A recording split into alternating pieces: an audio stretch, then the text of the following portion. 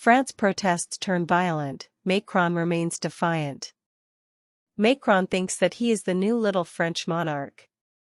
He was put in his position with the help of the Rothschilds. They own him and he is in reality like their little puppy. The Rothschilds own the City of London and The Economist to start with. They have a major plan with the Rockefellers for world domination, like in James Bond's Spectre. They have under their orders all the world organizations, central banks, and all the corrupt government leaders. Klaus Schwab from Davos is another front man for the organization selling the idea that we need a centralized government for the whole world and we are not going to own any assets but rent instead. I would like to see the Rothschilds and the Rockefellers give away their asset and start renting. Macron and Justin Trudeau belong to the same group.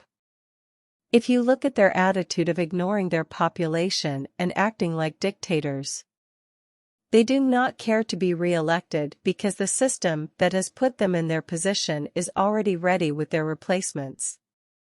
The attitudes of French President Emmanuel Macron and Canadian Prime Minister Justin Trudeau towards their populations and their decisions can be seen as authoritarian in nature. Both leaders have made decisions that have been seen as disregarding the will of the people and have been accused of acting like dictators.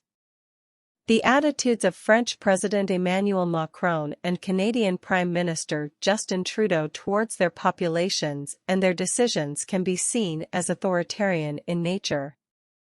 Both leaders have made decisions that have been seen as disregarding the will of the people and have been accused of acting like dictators.